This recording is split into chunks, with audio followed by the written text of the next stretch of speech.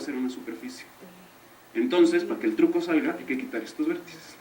Entonces, déjenme decir, cuando tienen este caso, que lo que hay que hacer es que redefinir P como P menos los vértices irracionales. Si no lo hacen, no tienen la esperanza de aquí volver a escribir superficie. Es otro objeto, con unas singularidades preciosas, pero no voy a hablar de eso. Entonces, para triángulos irracionales se hace el mismo truco, nada más que hay que quitar estos vértices medio locos. Y hay un análogo de este teorema, de este lema, que es el siguiente. A ver, ¿dónde lo pongo? Lo voy a poner mejor acá. Hay un análogo de esta situación que puse allá. Entonces, teorema, y es que si P es irracional, entonces la superficie que me sale de aplicar el truco, módulo esta convención que tengo acá, es una superficie de translación. Los cambios de coordenadas son translaciones, homeomorfa, importante, al monstruo. Pues por eso quería hablar de monstruos. Pues, ¿qué es el monstruo?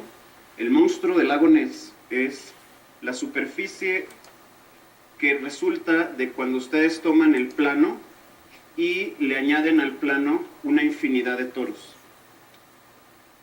Entonces, esto lo pueden ver como el plano y empiezan a pegar asas de esta manera. Así. Esta superficie topológica es lo que se llama el monstruo de lago Ness. No es mi nomenclatura, el primero en usarla creo que fue Sullivan. Entonces, la moraleja es que para un billar típico, en un polinomio típico, en un polígono irracional, la dinámica del billar es la dinámica de un flujo lineal en la piel de este monstruo. Te escucho.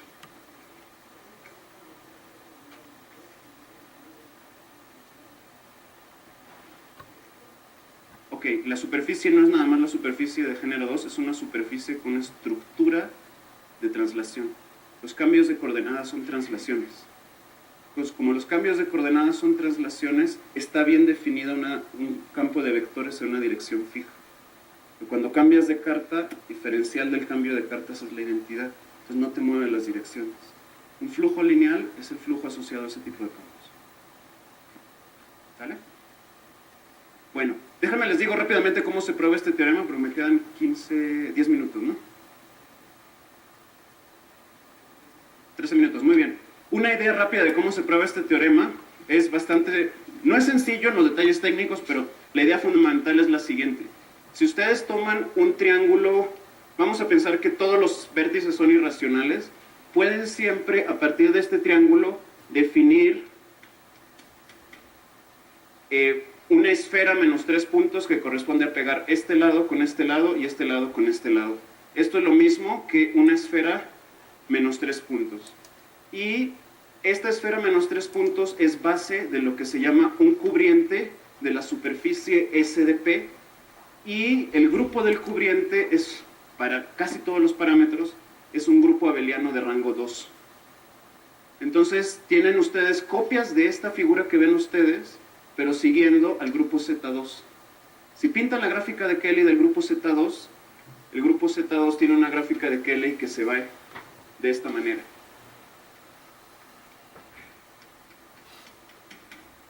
Y esta gráfica de Kelly tiene un solo fin, una sola manera de ir al infinito.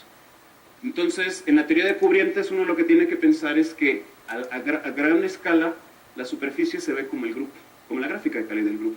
La gráfica de Kelly del grupo se ve como esto, entonces por eso la superficie es como un plano.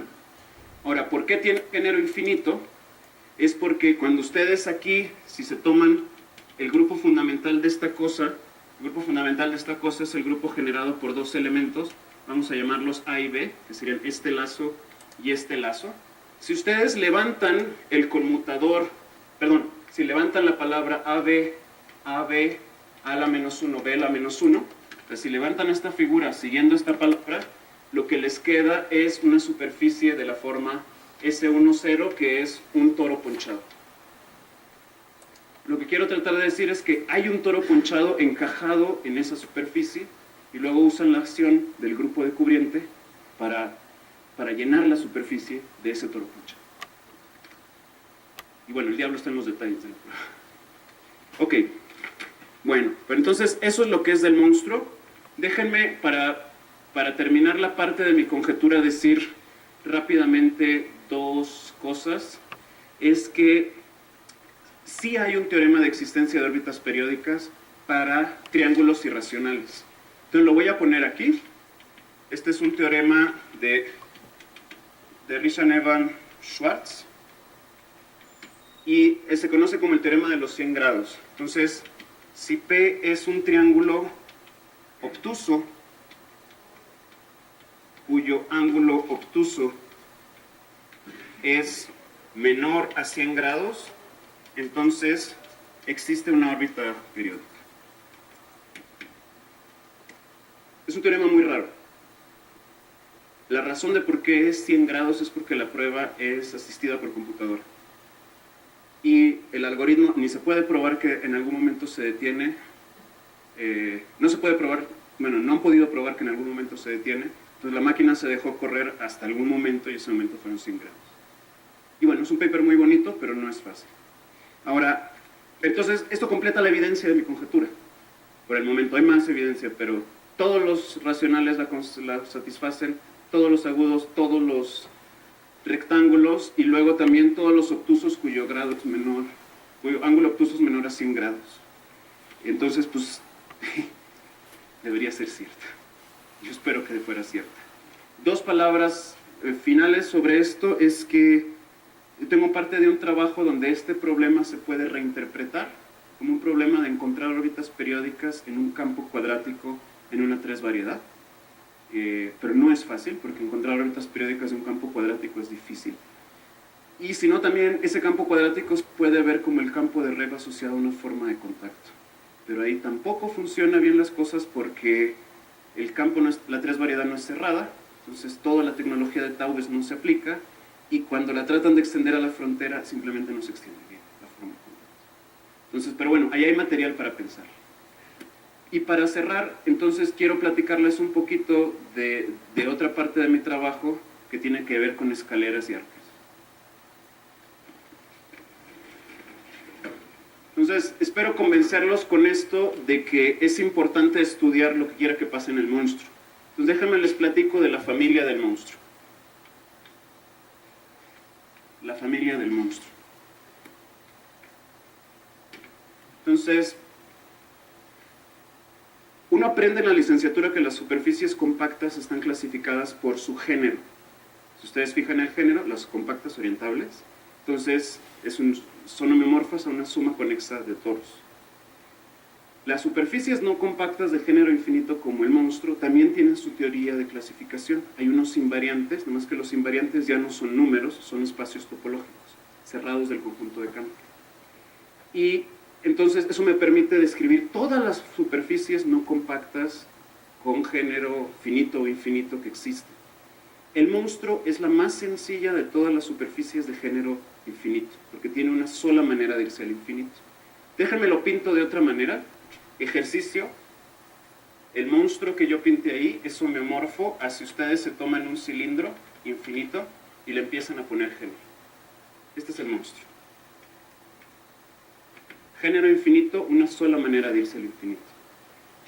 ¿Quién le sigue en su familia?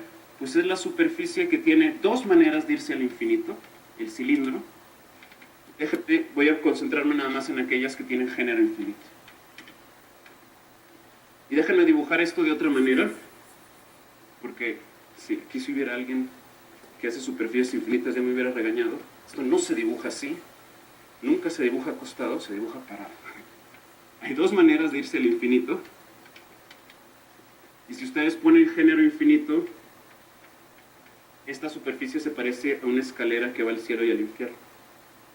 Esto es lo que se llama la escalera la escalera de Jacob. No es mi nomenclatura, también es nomenclatura de Solomon.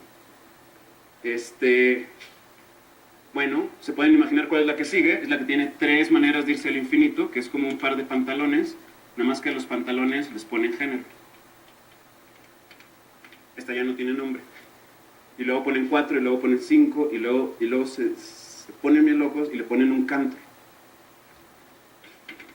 Entonces, la superficie más complicada topológicamente es aquella que cuando ustedes van yendo al infinito se bifurca, como en un cuento de Borges, se bifurca. Y luego, como se bifurca, así le parece un árbol. Y cuando le ponen género a todas las puntas, a todas las ramas, esto es lo que se conoce como el árbol florido de Cantor, porque el espacio de Philens es homeomorfo al espacio de Cantor. Entonces, esta es la familia del monstruo. Entonces, yo lo que les quería motivar era, es importante estudiar las superficies de tipo infinito, uno, por los billares, pero no solo por eso.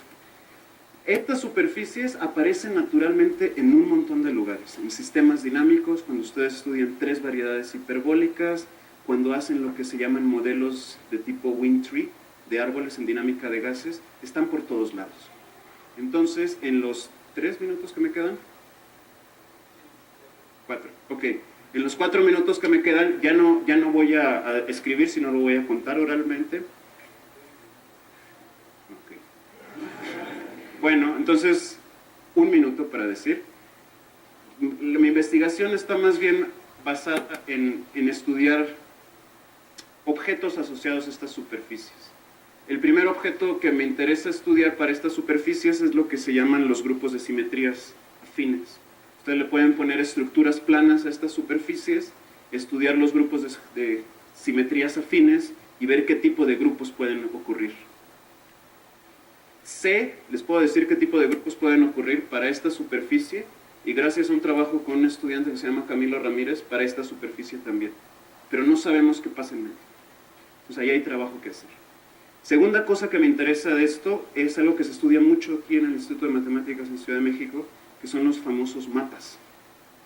Los mapas regulares. Son como dibujos de niños, si gusta la geometría algebraica. Entonces, los mapas son generalizaciones de los poliedros regulares, y junto con mi estudiante Camilo Ramírez y un colaborador Arredondo, nosotros podemos decirles cuáles de estas superficies admiten mapas regulares. Y la única que lo admite es esta. Y la razón es porque el grupo de simetrías de un mapa regular es un grupo de Coxeter. Y los grupos de Coxeter tienen solamente un fin. Y ya para cerrar, el tercer aspecto que me interesa de estas superficies es que ustedes le pueden asociar un grupo que se llama el Mapping Class Group. El Mapping Class Group es básicamente los homeomorfismos de estas superficies módulo isotopía.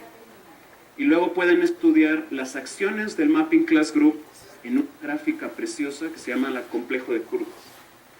El complejo de curvas es, si ustedes se toman 2 clases de isotopía de curvas esenciales disjuntas y los piensan como vértices, entonces pueden formar la gráfica que corresponde a estas 3 curvas alfa, beta y gamma, decir que son adyacentes, sí, solo sí las pueden realizar de manera disjunta.